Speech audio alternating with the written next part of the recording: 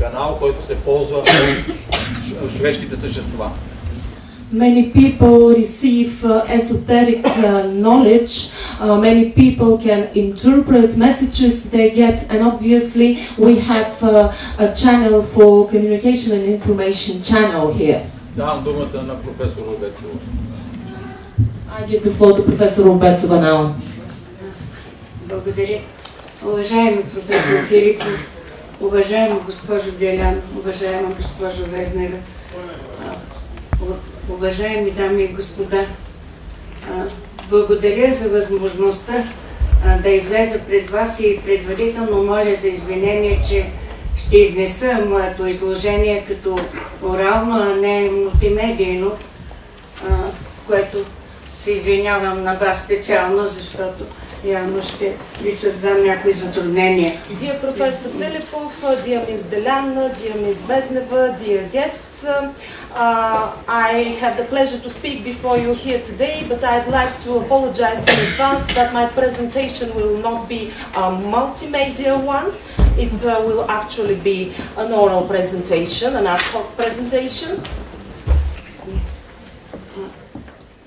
Аз бих искала да започна моето изложение с едно припомняне, че през 2009 година Руската академия на медицинските науки обяви годината за година на академик Влаил Петрович Казначеев. Това име е познато, предполагам, за всички, които сте в залата, и все пак ще си позволя да припомня. I will like to remind you first that the Russian Academy for Medical Sciences dedicated the year 2009 to the academic Vlail Petrovich Казначеев, excuse me. Академик Влаил Петрович Казначеев, който навърши 85 години през 2009 година, продължава изследванията върху невроинформационната взаимодействия, които, знаете, бяха започнати още в началото на 20 век от Пьотър Капица, Константин Циолковски, Василий Вернадски, Николай Рьорих. This academic actually had his 85th anniversary in 2009, and he continued research on neuroinformational interaction. This research was started in the 20th century by scientists like Kapica, Tsiolkovsky, Vernadsky and Ryorich. Академик Казначеев и неговите сътрудници получиха уникални данни за космическата същност на интелекта, за същността на живата субстанция и човека и единството им с биосферата и космоса. Казначеев and his colleagues have received unique data about the cosmic identity of intelligence, the essence of life substance and the individual, and the unity with the biosphere and space. Yes. Въз основа на поразителни експерименти бе направен изводът, че интелектът е явление с планетарен космически мащаб, а белтъчно-нуклеиновата същност е следствие от него. On the basis of shocking, I would say, impressive experiment, the conclusion was made that intelligence is actually a phenomenon with planetary and cosmic dimensions, and the protein nuclear essence identity is actually a consequence of it. Казначеев издигна тезата: светът е единно цяло, а човекът е органично свързана с космоса частица. Actually, Казначеев made the thesis that world is one and humans are organically connected with this wholeness and space. По пътя на еволюцията, човекът е призван да преобразува външния свят преобразувайки собствената си природа. Through evolution, humans can transform the external world through transforming their own selves. А управлението на материята трябва да става на базата на най-висока духовност и нравственост с космически мащаби. And matter must be managed on the basis of the highest possible spirituality and morality with cosmic dimensions. Изниква обаче въпросът, откъде на нашата крайно материална планета ще се появят духовност и нравственост. But there is the question where morality and spirituality will come from on our planet. Точният отговор, според академик Казначеев и сътрудници, е от паралелното пространство, което е в нас и около нас, въпреки че не го усещаме. Те са негови задължителни атрибути. And the exact answer of Kaznachev and his colleagues is the following: from the parallel space, from parallel dimension, which is in us and around us, and we have it inherently, but we don't sense it. And they are morality and spirituality are its inherent attributes. Ще припомня също, че за пръв път идеята за съществуването на паралелни светове бе издигната от руският учен Козирев.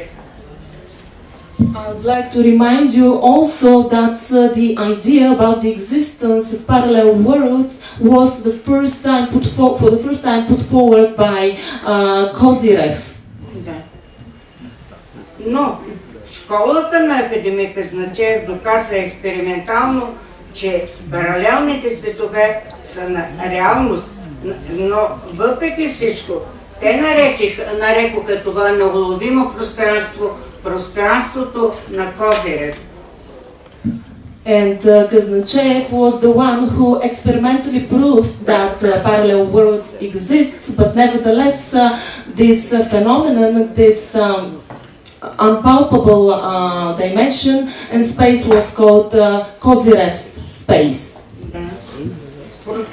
Процесите, които протичат в пространството на Козирев, не се улавят от нашите сетивни органи, не се улавят и от най-чувствителните несъществуващи уреди. Actually, the processes that go on in this space cannot be sensed by our human senses, or they cannot be captured or registered by technical devices, even the most accurate ones. Въпреки всичко, школата на Казначеев издигна научната хипотеза, че планетата Земя и човечеството съществуват едновременно в два паралелни свята. В добре познатия ни физически свят на Минковски Айнщайн и в непознатият свят на Козирев. Nevertheless, scientists from Kaznachev schools have developed the scientific hypothesis that planet Earth and mankind unilaterally exist at the same time in two parallel worlds, in the well-known to us physical world of Minkowski and Einstein, and in the unknown Kozyrev's world. С многобройни експерименти те доказаха, че предаването на сигнала става със скорост, клоняща към безкрайност, и там синхронно съществуват минало, настояще и бъдеще. Through numerous experiments, they proved that the transmission of signal happens with a speed which is relevant to infinity, and there, in synchron, there are both the past, the present, and the future. Информацията в това пространство не изчезва, запазва се, преминавайки от една форма в друга. Пространството на Козирев прониква само човешкото съзнание. And information there does not go away, it is kept and it just transforms. And in Kozirev's space, the only thing that remains is human consciousness. Тъкмо тези данни породиха следващи изследвания, с които доказаха, че съществуват две програми за космическа еволюция – генетична и надгенетична, полева. And this proved that there are two programs for cosmic evolution, a genetical one and the field one. В тази връзка бих искала да спомена, че една българска авторка, ясновидка Стефка Златкова, по езотеричен път достигна до подобни идеи, написвайки под телепатична диктовка книгата "Енергия, информационен носител дух", чиято основна идея е: човекът е материализирана проекция на информационния дух, висшият разум.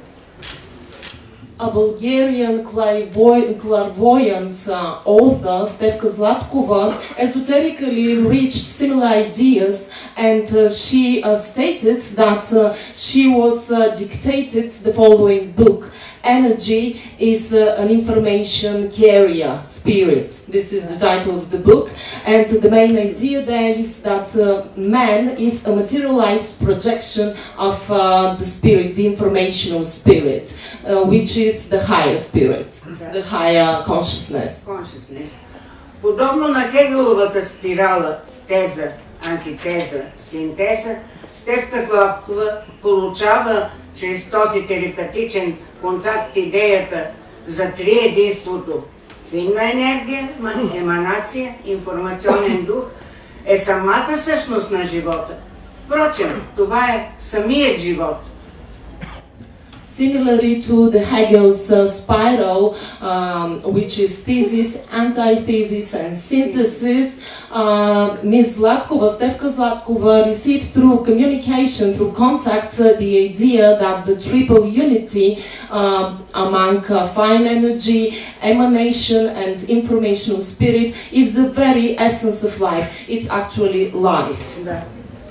На времето, преди години, наблюдавайки различни физиологични и патологични феномени в моята практика, аз самата си оформих за себе си идеята за смисъла на живота.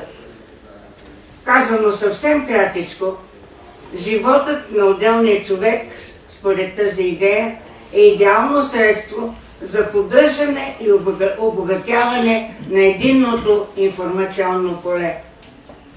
In the past, observing various physiological and pathological phenomena, I myself have formed the idea of life and its meaning. And it's the following to me: life of the individual is the idea tool for maintaining and enriching, improving the unified energetical informational field.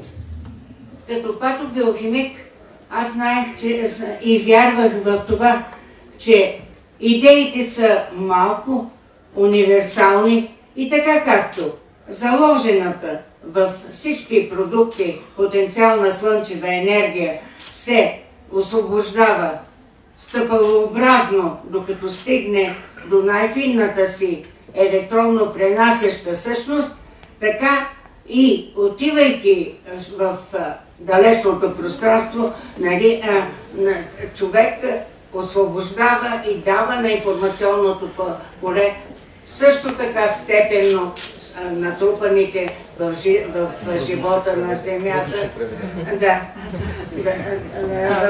знание и опитност. As a biochemist, I knew that the ideas that are around are little, but I had the following universal idea: just like the potential solar energy, which is present everywhere, is released gradually until it reaches its most refined state, so the humans are meant to release their spiritual being in outer space just gradually until it is refined to the greatest extent possible. Фактически, като си помислиме, и конвенционалната наука, а това е един пример, който току-що казах, и метафизиката, респективно и учените, и метафизиците получават знанията си от един единствен източник – информационното поле на Вселената. When we think about it, both in practice, from the viewpoint of both conventional science and the non-scientific metaphysical area, and both scientists and metaphysical people, they receive their knowledge from one and the same source. This is the informational field of the universe. Но, докато метафизиците приемат тези знания на доверие, учените, науката десетилетия наред ги проверява и иска обязателно да ги потвърди експериментално. However, while metaphysicists just trust and believe this phenomena, scientists and conventional science have wanted for decades on end for these phenomena to be checked and scientifically proved. Науката се бои от думата мистика, като дявол от тамян. А всъщност мистиката, това са добре съхранени знания, получени по метафизичен път.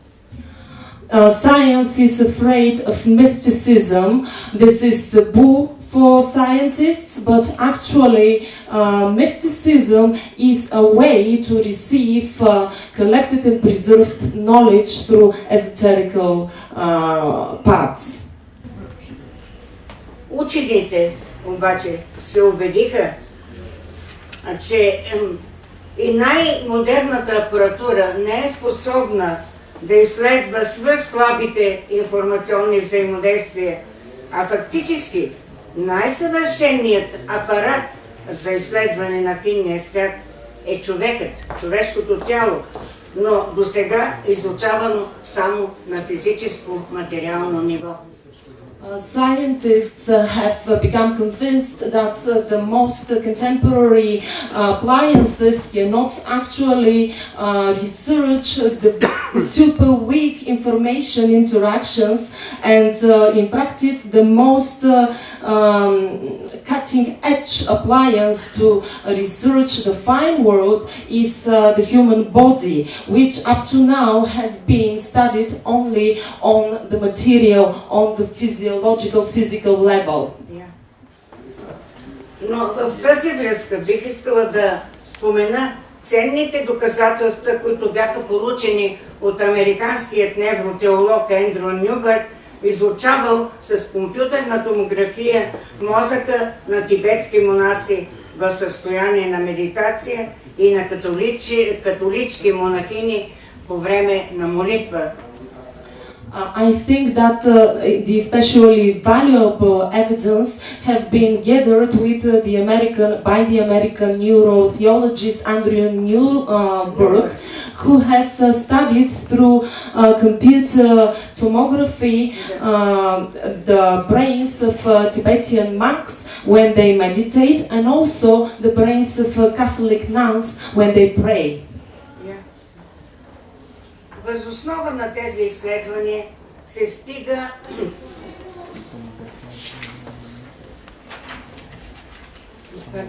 стига до извода, че мозъкът, човешкият мозък, може да усеща и двете реалности – физичната и метафизичната, мистичната. On the basis of this research, it has been found that the brain can sense both realities, the physical one and the metaphysical one, the mystical one. Да. Фактически, последната реалност е толкова истинска, колкото и физичната, възприемана със сетивните ни органи. As a matter of fact, the last reality is as true as the physical one which we perceive. Руският учен се леснал с електроенцефалография, доказа пък особено състояние, наречено молитвено. По ЕЕГ характеристиката може то да бъде наречено бодрстване на сън, алфа ритъм с тета вълни. The scientist Seleznyov managed to prove through electroencephalography a very particular state which is called a state of prayer, and the parameters of the electroencephalography actually prove that this can be called being away during sleeping, because we had alpha rhythm with theta waves.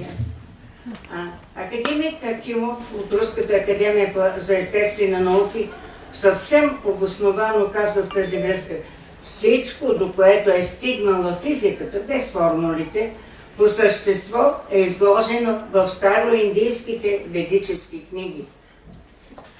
The academic Akimov from the Russian Academy of Natural Sciences has grounds, actually, on the basis of evidence, says that everything that physics have reached in terms of conclusions without the formulas is actually present in the ancient Indian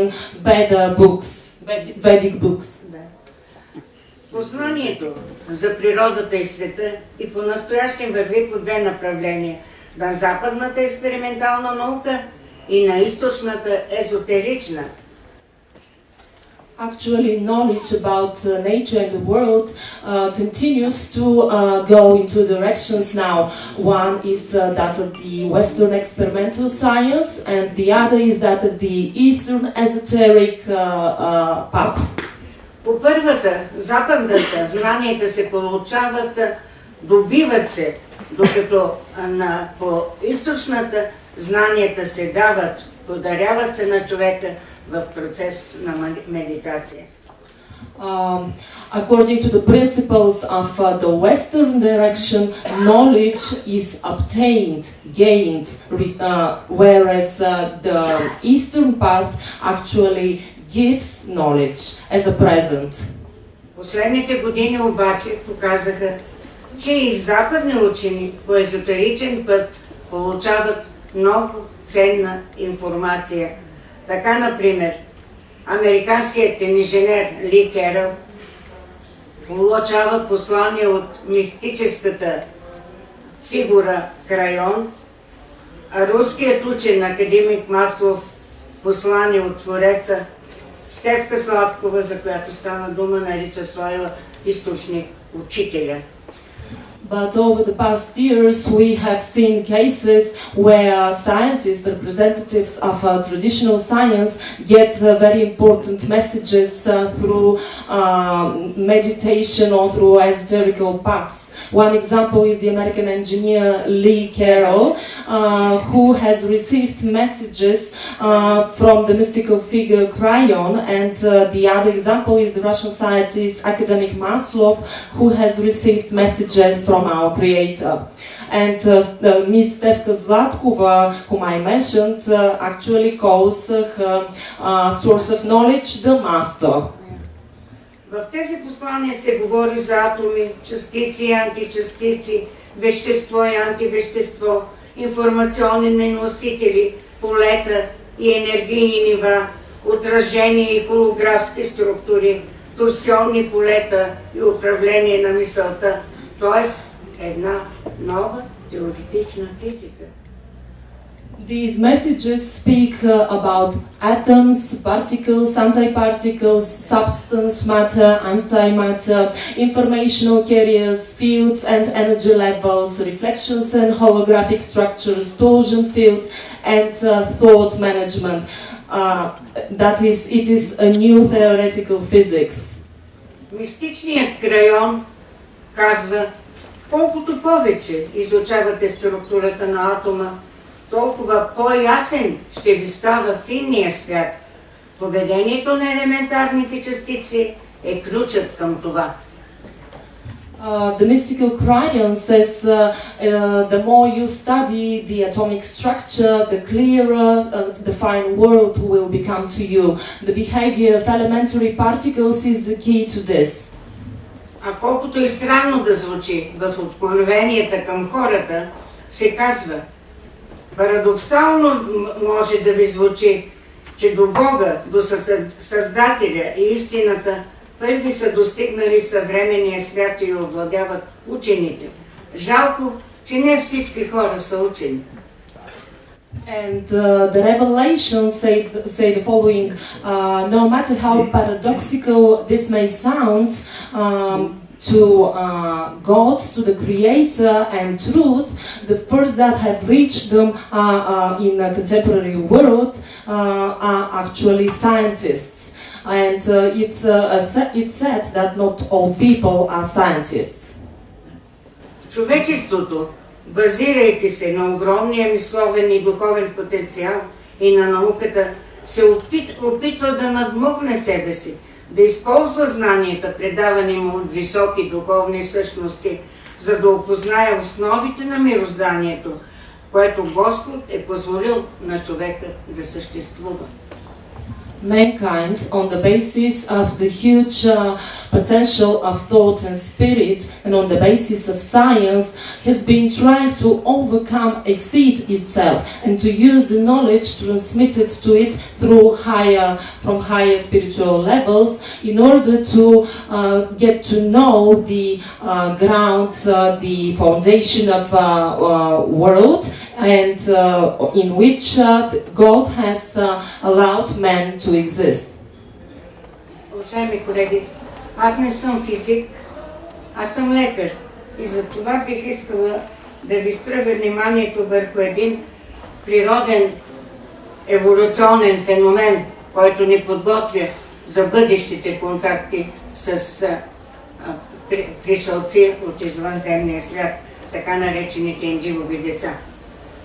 Вярвам, че много от тук присъстващите са индигови деца, но съм абсолютно уверена, че професор Лъчезар Филипов е едно пораснало индигово дете.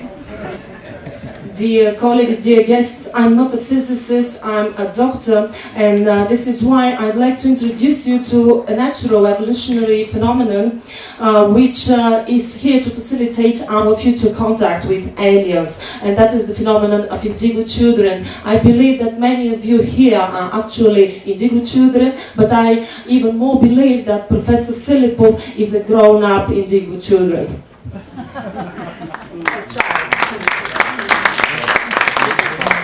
Това не е сега. Това е сега.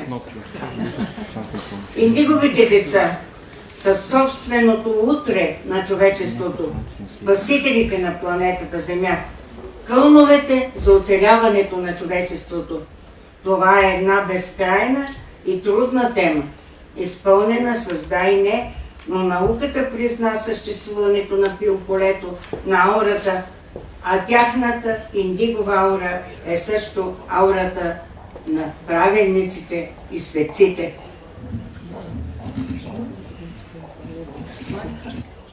The indigo children are actually the saviors of the world, and science has proved the existence of biofield and many phenomena which they exhibit.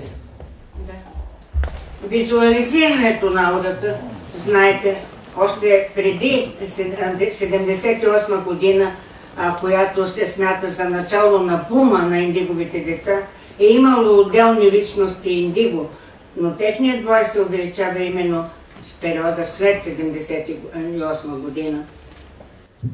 Actually, aura was detected before the 80s and in the 80s when there was the boom of the indigo children, but the number of indigo children actually increased after 1978.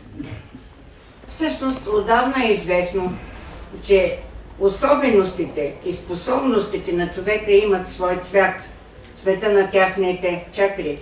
За пръв път се споменава понятието индигови деца от психоложката Нанси Антан, която има способност да вижда аурата и тя описва своите наблюдения в книгата разбиране на живота в цветове. Actually, it has been known for a long time that the skills and particularities and traits of an individual have their own color, and it's related to the human chakras. And however, for the first time, the term indigo children was mentioned by the psychologist Nancy Antap, who had the skill to see auras. And actually, in her book, Understanding Life in Colors, she mentioned this for the first time. Тази най-ранна публикация, която описва особеностите в поведението на новото поколение деца, тя без колебание твърди: тази светова група много точно ми показа, че това са деца от нов тип. In this earliest publication, which describes the traits, the behavioral traits of the new generation of children, she declares without any hesitation the following: this color group very precisely showed me that these are children of new type. Те са дошли на нашата планета, за да променят света ни. Те са нашите учители, отваряйки вратите към нов свят, където няма да има расова дискриминация, омраза и унижение. They came to our planet in order to change the world. They are our teachers, opening the doors to a new world where there is no racial discrimination, hatred or humiliation. Макар че не всички са доволни от такъв свят, ще трябва наистина да помогнем на индиговите деца да достигнат своя най-висок потенциал. Именно за това, защото в тях е нашето спасение. However, it's possible that not everyone would be happy in such a world, but we need to help the indigo children to reach their highest potential, and because they will be the ones to save our world. Тоест да изпълнят своето висше предназначение. Индиговите деца знаят какво да правят и не позволяват на никого да им пречи. Тях не можеш да ги накараш да направят нещо на сила и да се откажат от мисията си, от предназначението си. Actually, saving the world is the mission of indigo children. They know exactly what they need to do, and they do not allow anyone to get in their way. You cannot make them do something forcefully or reject or refuse their mission, their dedication. Промените, които носят индиговите деца, са изключително радикални, не като нашите реформи, разбира се, което застрашава съвременния световен ред, но за да оцелее цивилизацията и човечеството, трябва да се вслушаме в тях. The changes that come with the indigo children are very radical, not like the reforms in our Bulgarian public systems, but and this endangers the contemporary world order, but in order for civilization and mankind to survive, we need to accept these changes. В този смисъл ние ги считаме за представители на новата цивилизация. Изказани са предположения, че настъпването на тази нова цивилизация е свързано с някои космически явления. In this respect, we can see indigo children as representatives of the new civilization. There have been hypotheses that the advancement of the new civilization is related to some cosmic space phenomena. Според съвременните версии на древни предания, в най-близко време по вселенските мащаби, в Слънчевата система между орбитите на Венера и Юпитер ще се появи деветата най-голяма планета, която ще я пресече. Древните шумери са я нарекли пресичаща, Нибиро. Нейният период на въртене е 3600 години. According to old tales, the time is close when the solar system will have back its ninth, the most largest planet of it, which will cross the orbits of Venus and Jupiter. And the ancient Sumerians have called this planet the crossing planet, Nibiru. The period of rotation is 3,600 years. Всяка нейна поява в Слънчевата система е свързана с радикална промяна на епохите в човешката история. Ето защо и генетиците, и историците обясняват появата на индиговите поколения с обстоятелството, че такъв драматичен момент настъпва интензифициране на информацията и зараждането на тази нова цивилизация. Each emergence of this planet in the solar system is related to a radical change of eras in human history, and that's why both scientists who work in genetics and in history explain the emergence of the indigo generations with the fact that when there are dramatic moments in history, there is intensification of information and the birth of a new civilization. Всъщност така е възникнала и древната шумерска цивилизация. Консервативните среди на съвременното общество не приемат идеята за нов обществен ред, респективно за носители на този ред, индиговите хора. This is how the ancient Sumerian civilization appeared. The conservative circles of contemporary society do not accept the idea of a new world order that is also its carriers, which are the indigo children, the indigo people. Ето защо, наред с сериозните научни изследвания върху природата на тази нова генерация, агресивно и бързо се развиват системи за приспособяването на индиговите деца към съществуващите условия, за модифициране на тяхното поведение с медикаменти, риталин, електро- и хирургични процедури и психохирургия.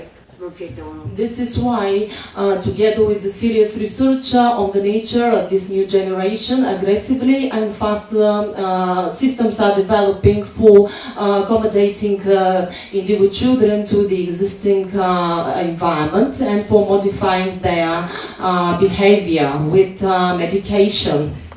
С други думи, започнала е война срещу индиговчетата. Една война, в която няма да има победители. Various medication, also electro and surgical procedures, etc. And this means that the war has started on the indigo children, and this is a war where there will be no winners. Моята практика на педиатър, а и в по-късен етап, общуването ми с хора с екстрасензорни способности, четенето на специализирана литература, намерих много примери за индиговост, които не мога да представя всички свои наблюдения тук, ще дойде и това време, но ми се иска да кажа, че освен цветната аурограма, те имат и някои характерни поведенчески реакции, някои мисловни и емоционални особености, които са наистина много любопитни да ги узнаем и да ги разпознаваме. Practice as a pediatrician and later on in my communication with people with extrasensory abilities and through reading specialized literature, I have come to see many examples, many indigo traits, and I cannot share all of them with you now, but besides the colored orogram, there are other particularities of such people.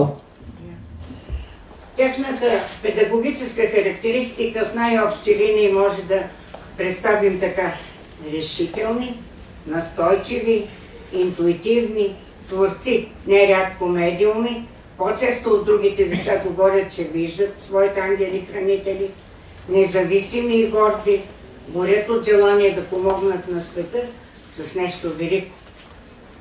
From pedagogical point of view, they would have the following profile: determined, they are creative, they are intuitive, very often they are mediums, and more often than other children they say that they see and they know their guardian angels. They are independent and proud, they are eager to help the world with something great, and they are so introverted that sometimes they are really isolated.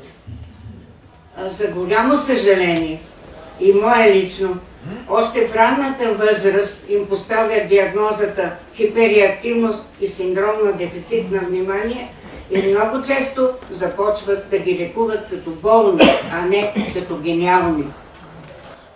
Unfortunately, even when they're very young, they are diagnosed as hyperactive and as having the attention deficit syndrome, and they start being cured and medicated as sick people. Хора, които изучават целенасочено индиговите деца, говорят за тях. Те чуват цветовете и рисуват звуците. Това само по себе си значи много. Many people who have done research on indigo children have said that they hear colors and draw sounds, which is very important. За съжаление, такива деца са една сложна и трудна задача за педагозите, понякога непосилна и за собствените им родители, които са принудени да търсят специализирана помощ, училища, лекарски кабинети, дори приемни родители. Unfortunately, such children are a real challenge for their teachers and sometimes even for their parents, who unfortunately start seeking treatment, specialized schools, and sometimes even foster families. Защото, когато са възпрепятствани да реализират своите идеи, наричат ги приумици, стават агресивни, затворени, почти аутични. Because when such children are hindered from implementing their ideas, which are called whims by many people, they become aggressive or they close themselves, they become almost autistic. Липсата на душевно спокойствие ги прави често хиперактивни, упорити и натливи, а в същото време изумяват със своите познания, които не могат да обяснат откъде ги имат. The lack of inner peace makes them hyperactive, stubborn sometimes, but at the same time they amaze people with their knowledge and they cannot explain where they have this knowledge from.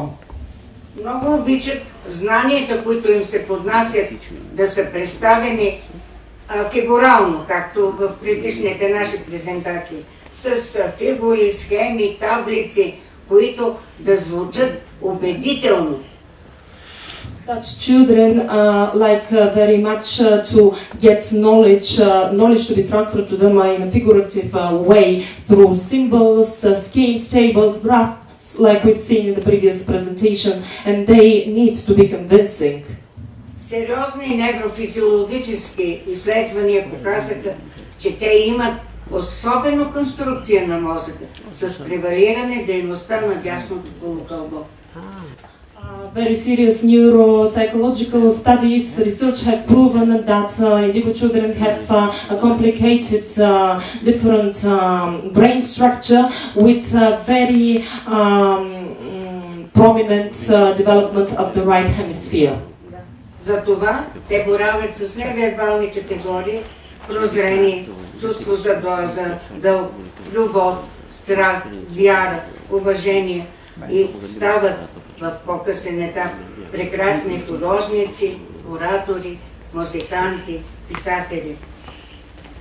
This is why they use predominantly non-verbal categories like revelation, sense of duty, love, fear, respect, understanding, and they later on become wonderful artists, writers, musicians, and speakers. Много интересно е това, че те не обичат, когато им се говори с натраплив, тънък, писклив глас и учените са питали защо. It is very interesting that indigo children hate it when people speak with them with very thin voice, and many scientists have asked why. Оказва се, че те дори не чуват това, когато им се говори по този начин, не чуват думите, а изпитват болка. It turns out that when people speak to them in a high-pitched voice, these children don't even hear the words, they actually feel pain. Специални аудиометрични изследвания показват, че наистина тези деца чуват един високочестотен звук, който се смята, че е носител на кодирана информация, която постъпва директно в мозъка, без помощта на думи, невербален път. And complicated audiometrics have proven that these children hear really a high frequency sound, which is actually a carrier of communication, and it's a non-verbal communication which goes directly into the brain. Аз нямам време да изложа много от другите характеристики, но просто се изкушавам да кажа още няколко неща. Тези деца дават съвети в най-ранна възраст, мъдри съвети, съвети, които не може възрастният човек да не ги изпълни. Ако не ги изпълни, обязателно ще сгреши. I'd like to share many things with you, but I don't have the time. I'd like to mention just some very important things. First of all, at a very early age, such children give very wise advice that the adults need to follow, because if they don't, it turns out that they are wrong, they make the wrong steps. И нещо друго. Те са много чувствителни към фалша и лъжата. Да, смятат ги, че имат вроден детектор на лъжата в себе си. Затова не уважават измислени авторитети, а само онези, които те приемат, че са нравствени, добри и умни по техните представи. They are very sensitive towards hypocrisy and lies. People say that they have an inherent lie detector, and that's why they do not respect figures which are false authorities. They only respect figures that are actually carriers of morality and positive characteristics. Нещо повече, даже малките бебенца, нали, те си кърмачетата, не можеш да ги накараш да засучат от майка, които те по някакъв начин усее добър и нравствен човек, алкохоличка, нали, приемаща наркотици, занимаваща се с не добри неща. And it has been seen often that infants do not accept the milk of a woman, even if it's their mother, whom they not accept as a good and moral person. For example, if this person is alcohol or drug dependent or does other immoral things. Някои от недоброжелателните учени ги наричат мутанти, но по-голяма част от сериозните учени, какъвто и професор Кьолер, вярват, че са плод на еволюцията на човешкия мозък, която протича с голямо ускорение от 80-те години на 20 век. Some ill-posed scientists think that and say that these children are mutants, but other scientists, among whom is Kjoller, actually see them as evolutionary representatives of the positive evolution of mankind, which has been going on since the 80s of the 20th century. Аз ще съкратя изложението си. Изкушавам се да ви кажа, че такива пораснали индигови деца имат невероятно виждане не само за структурата на човешкото тяло, не само за структурата на Земята, а и на галактиката, на Вселената. I just want to say something very important. I will cut my presentation short, but grown-up indigo children have see through very important things like the structure of human body, the structure of Earth, and even the structure of the galaxy and the universe. В положение при излизане от физическото тяло, някои от тях виждат наистина структурата на Вселената. Нали, такъв човек е Никола Карабельов, за който смятат, че е шизофреник, но подобни видения има и лечителката Цветанка Миланова, която съм описала в книгата си да заложи себе си, и преди 30 години в тази книга са публикувани нейни рисунки, които аз на сега нареках галактически. Оказа се през 2011 година, че съпоставянето на тези рисунки с фотосите на Хъбъл имат едно почти припокриване. Ето ви една шизофрения. When such people exit the physical world, they see actually the structure of the universe. So one such example is Nicola Karabelov, who is called a schizophrenic, and other such visions have been described by me in a book called Putting Yourself at Stake. These are visions of Tsvetanka Milanova, and these visions... actually they very much resemble the photos taken from the Hubble craft. Аз исках да ви покажа тези фигури.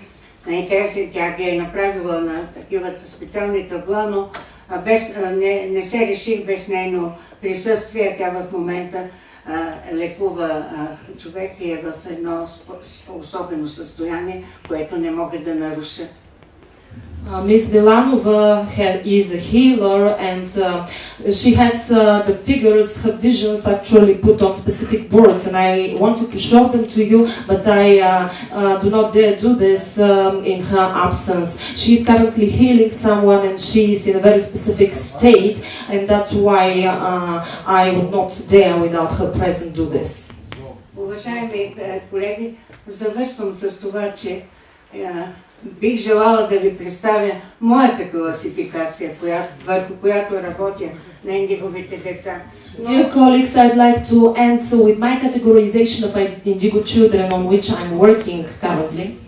Това за сега е невъзможно. That these are the contemporary Sumerians, and why not the reborn Lemurians that gain their information from the common information field. Maybe these people from the future built even the moon, created the moon, in whose DNA we have coded those still unknown and not enough understood signals from space. Thank you very much.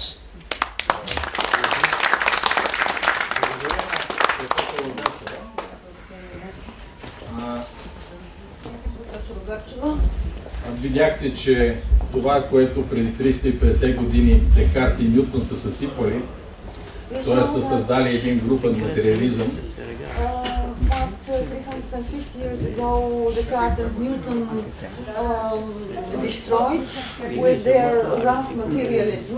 Сега съвременната физика, благодарение на квантовата механика,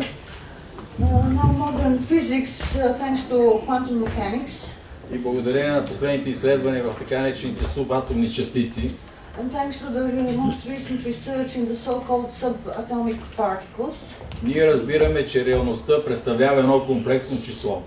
We know that reality is one complex number. Тоест това, което ние досега сме учили, така наречената само реална част, има и втора част. Имагинерна, която е информационно поле, което се движат всичко заедно. So besides the so-called material part that we have already studied, there is another imaginary part which is an information flow. И това информационно поле, то определя нашата еволюция, определя нашето поведение, определя и бъдещите наши контакти с евентуално извънземни. And this information field actually predetermines our behavior, our future and our future contacts. И това, което професор Обецова спомена тук за някои способности на някои хора, именно да получават директно и да могат да разчитат това информационно поле, това е именно доказателството, че ние сме го имали това в себе си, но сме го деградирали. And what Professor Obetsova mentioned about the special capabilities, extraordinary capabilities of such people to make contact and to know things that are unknown, is evidence that we have had that capability in ourselves, but we didn't develop it or have let it degrade.